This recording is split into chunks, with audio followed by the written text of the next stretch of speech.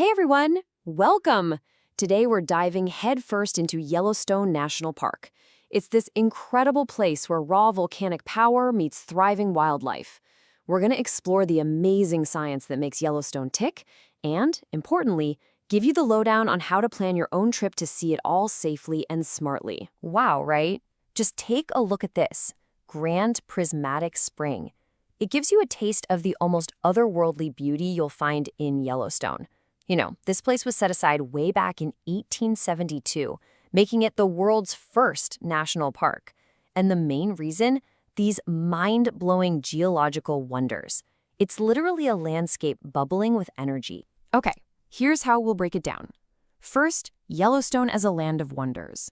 Then, we'll peek at the fiery heart underneath it all. After that, the famous geysers, springs, and those wild colors.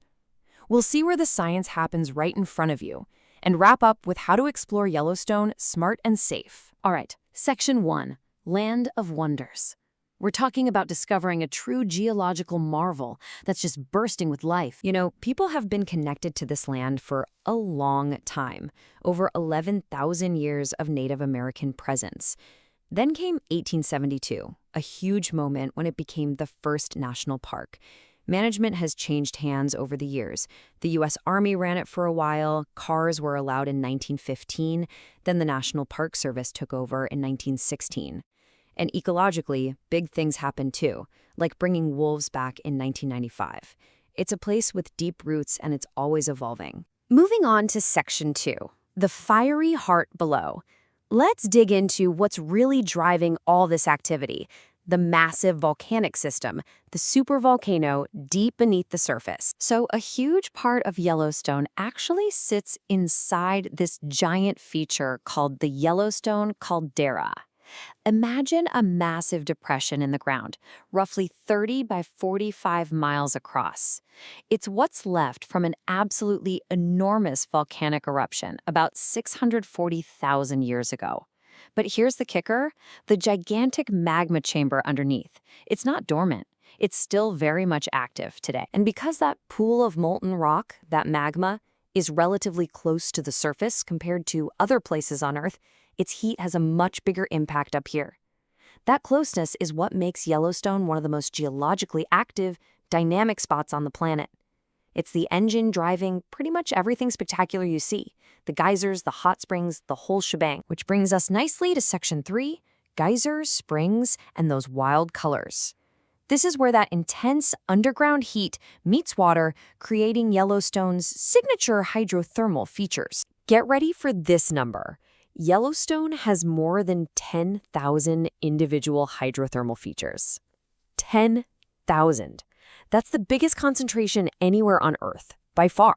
It's just incredible, isn't it? All packed into one park. So what exactly counts as a hydrothermal feature? Well, basically, it's anything you see on the surface that's caused by water heated deep underground. We're talking bubbling mud pots, those hissing steam vents called fumaroles, colorful hot springs, and, yeah, the geysers. And the heat is intense. Take Norris Geyser Basin. It's the hottest and oldest thermal area, and they've measured temperatures down below hitting a scorching 459 degrees Fahrenheit. Whoa. Now, the real superstars for many visitors are the geysers. Think of them as hot springs with a special kind of underground plumbing system. Pressure builds up and then, whoosh, they erupt, launching water and steam high into the air. And Yellowstone? It's basically the world capital of geysers. It has over 500 active ones. That's more than half of all the known geysers on our planet, right here. And of course, there's the icon, Old Faithful. Now, it's not perfectly punctual like an old train schedule, but its eruptions are pretty darn reliable, predictable even. The Park Service actually posts estimated eruption times. Right now, it averages around 102 minutes between shows, give or take about 10 minutes. Definitely grab the NPS app or swing by a visitor center to get the latest prediction times when you're there. It really helps plan your day. Okay, shifting gears visually, look at Mammoth Hot Springs. These incredible terraces look almost like a flowing sculpture, right? They're different from what you see in the geyser basins. Instead of silica, these are made of travertine. That's calcium carbonate. Hot water bubbles up, deposits the mineral, and builds these layers over time. And here's something interesting. Mammoth is actually located outside the main Yellowstone caldera. The heat probably travels up through cracks or faults in the rock from that main magma system deeper down. Pretty cool. Ever look at those crazy bright colors in springs like Grand Prismatic and wonder, how is that even real? Well, the secret is tiny microbes. They're called thermophiles, which literally means heat-loving. These little guys, mostly types of ancient life called archaea and bacteria, are tough enough to live in incredibly hot, mineral-rich water. Different microbes like different temperatures and water chemistries, and they produce different colors. So they're essentially painting the landscape with life. Amazing. Section 4 is where we put it all together, where science comes alive. Let's link all this cool geology stuff to specific spots in the park you just have to see for yourself. If geysers are your jam, then the Upper Geyser Basin right around Old Faithful is your destination. Seriously, this relatively small area packs in the highest concentration of geysers anywhere on Earth. It's not just Old Faithful either. Keep an eye out for prediction times for other big ones like Grand Geyser and Riverside Geyser. Honestly, just walking the boardwalks here feels like you've landed on another planet. And talk about power. The Grand Canyon of the Yellowstone is just spectacular. Here, the Yellowstone River has carved this massive canyon right through layers of ancient volcanic rock. You can literally see the park's fiery history in the colorful canyon walls, chemically altered by heat and water over time. And the waterfalls? Wow. You've got the powerful upper falls, and then the massive, breathtaking drop of the lower falls, over 300 feet. The viewpoints are just incredible. Hey, remember that huge caldera we talked about earlier? Well, check this out. Yellowstone Lake actually sits partly inside it. This isn't just any lake. It's the largest high-elevation lake, we're talking above 7,000 feet, in all of North America.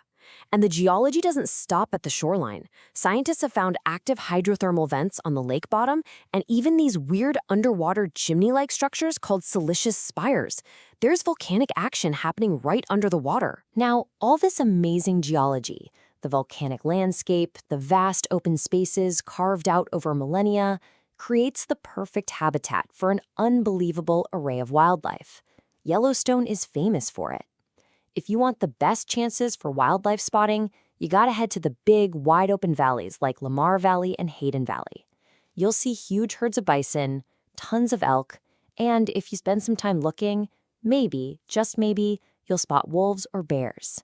It's all part of this incredible protected ecosystem shaped by the land itself. Okay, last but definitely not least, Section 5. Explore Yellowstone smart and safe.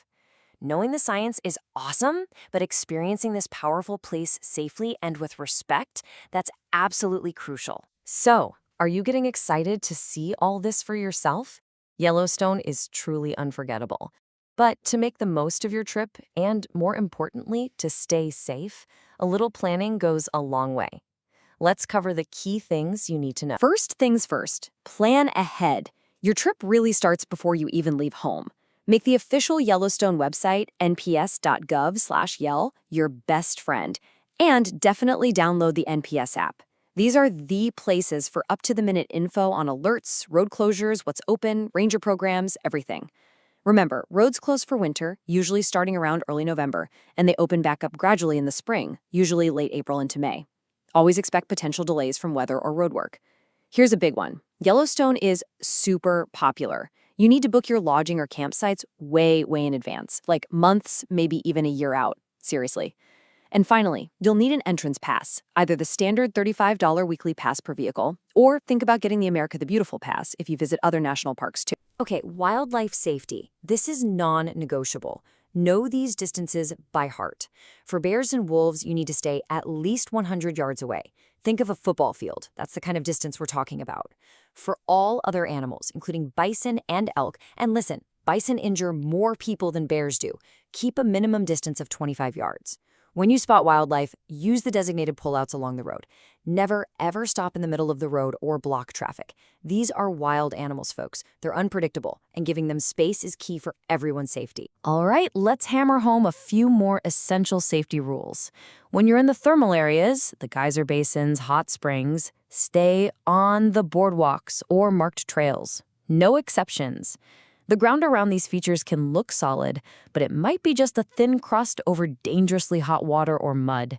It's incredibly dangerous for you, and walking off trail damages these fragile natural wonders. Also, never ever feed or try to get close to any wildlife. It's bad for them, it's dangerous for you, and it's illegal. And remember, this is bear country. The best practices? Hike with other people. Make noise now and then. Talk, clap, sing, let bears know you're coming. Carry bear spray where you can easily reach it. And, this is critical, know how to use it correctly before you need it. Practice. And always store your food securely so you don't attract bears or other critters. You know, a sight like this, these massive bison just casually walking through a steaming landscape, it really sums up Yellowstone, doesn't it? It's wild. It's powerful, it's constantly changing.